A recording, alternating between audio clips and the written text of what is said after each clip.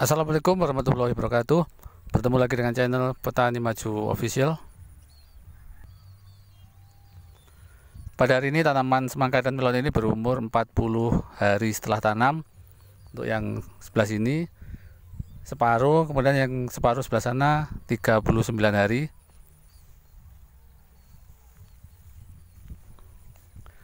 Beberapa hari terakhir ini kalau siang hari panasnya sangat terik, jadi sangat menyengat.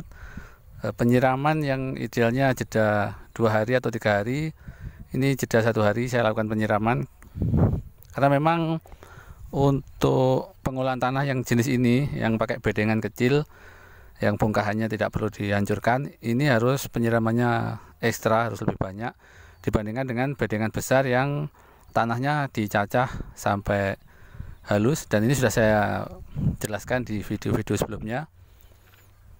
Jadi kalau pakai model bedengan yang kecil seperti ini, bedengan kecil kemudian tanahnya masih bentuk bongkahan-bongkahan yang tidak dihaluskan, itu penyiramannya harus ekstra banyak.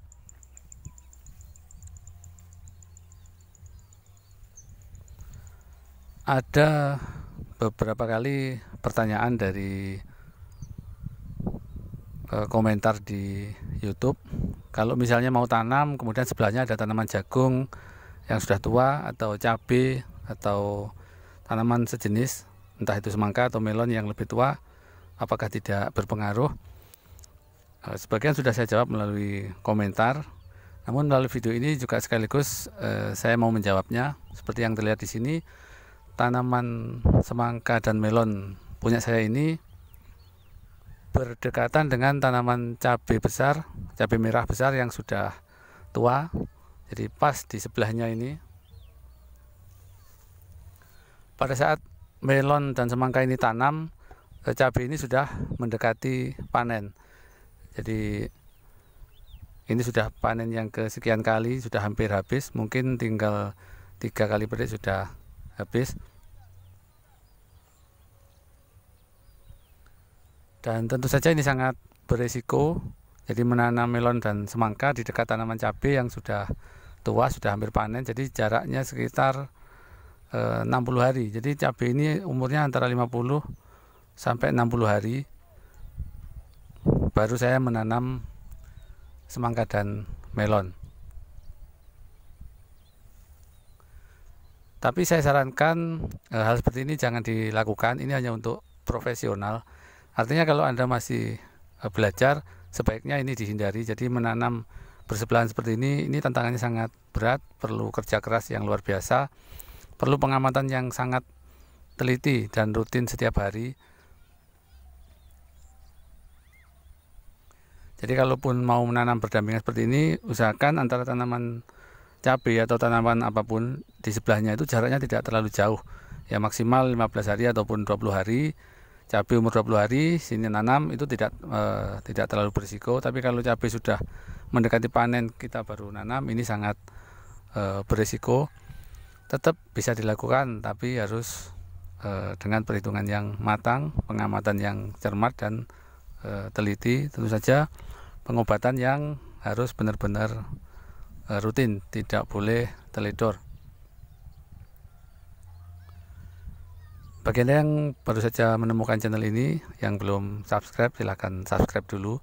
Karena dengan subscribe, Anda bisa mengikuti terus perkembangan tanaman semangka dan melon ini sampai panen. Anda juga akan banyak mendapatkan informasi seputar budidaya semangka dan melon.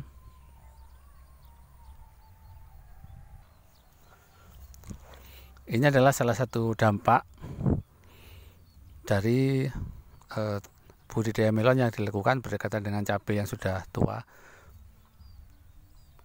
Seperti terlihat, jadi tanaman melon ini 1, 2 ini awalnya dia keriting, kemudian pulih, kemudian keriting lagi. Jadi prosesnya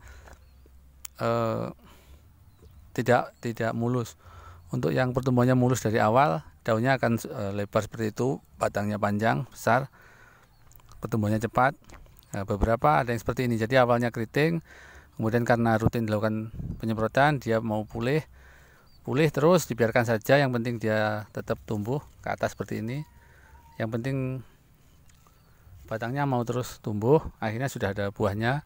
Jadi walaupun tidak maksimal tapi ya lumayan lah, misalnya 1,5 atau 1,7 kan sudah lumayan. Jadi walaupun keriting, kalau pengobatan rutin terus menerus, maka dia akan bisa pulih dan seperti ini. Jadi ini salah satu dampak.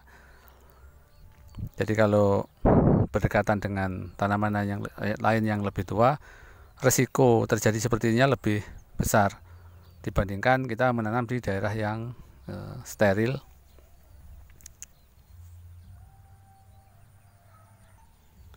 Coba kita lihat lebih dekat buahnya. Sini saya ambil contoh buah yang sudah besar, sekitar 2 kilo lebih sedikit.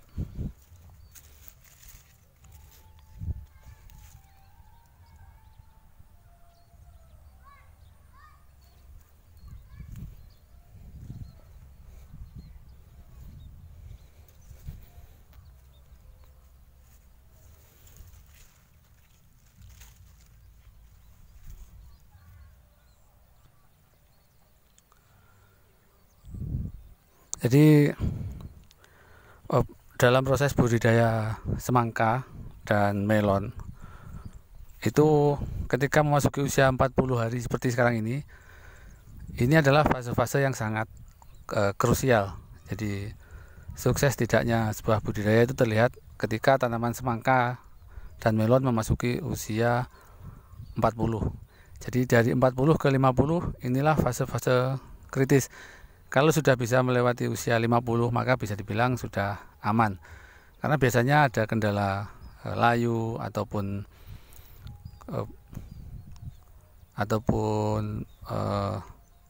semangkanya misalnya tidak bulat atau pecah atau daunnya menguning, itu terutama di antara umur 40-50. Dan khusus untuk semangka usia 40 sampai 50 ini adalah masa-masanya pembesaran buah. Di sini dibutuhkan air yang cukup, benar-benar cukup. Jadi untuk penyiraman harus benar-benar cukup, jangan sampai kekurangan, karena buah semangka untuk besar itu diperlukan banyak air. Jadi ketika tanaman tumbuh subur, kemudian masuk ke masa pembesaran buah, kekurangan air, maka tanaman bisa layu. Biasanya itu kendalanya dimulai dari siang hari, ketika pukul 10, 11, 12 tanaman tampak layu, namun di pagi hari dan sore hari terlihat segar. Kejadian seperti itu biasanya berlangsung selama 7 sampai 10 hari. Kalau tidak segera ditangani, artinya tidak segera mendapatkan penyiraman yang cukup, maka bisa berakibat kering atau mati.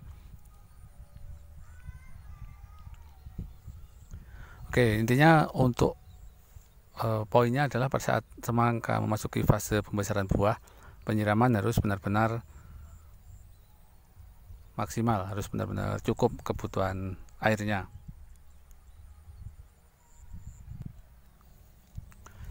Baiklah sahabat petani maju dimanapun Anda berada, terima kasih atas perhatiannya.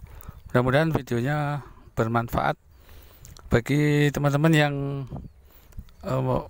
mengajukan pertanyaan melalui kolom komentar yang belum sempat saya jawab. Mohon maaf karena kesibukan, jadi ada beberapa yang belum bisa saya jawab, dan juga yang bertanya melalui WhatsApp langsung ke nomor saya juga mohon maaf untuk yang belum terjawab, karena memang yang WA juga banyak sekali.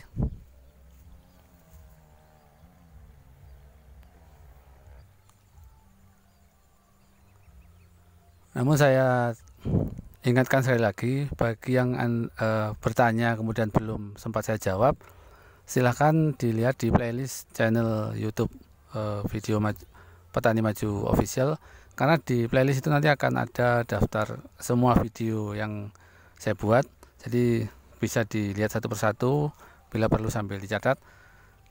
Saya yakin jawabannya pasti ada di situ, karena dari sekitar 300 video itu sudah menyakup semua hal tentang budidaya melon dan semangka, mulai pengolahan tanah, penyiraman, penanaman, kemudian pengobatan dan lain sebagainya.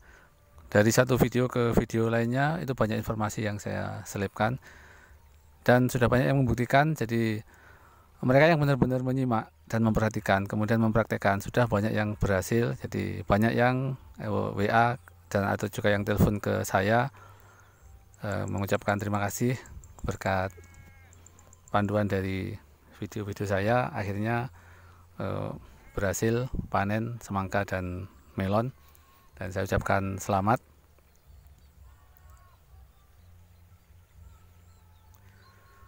Baiklah, saya ucapkan terima kasih atas perhatiannya. Mudah-mudahan videonya bermanfaat. Sampai jumpa di video selanjutnya. Wassalamualaikum warahmatullahi wabarakatuh.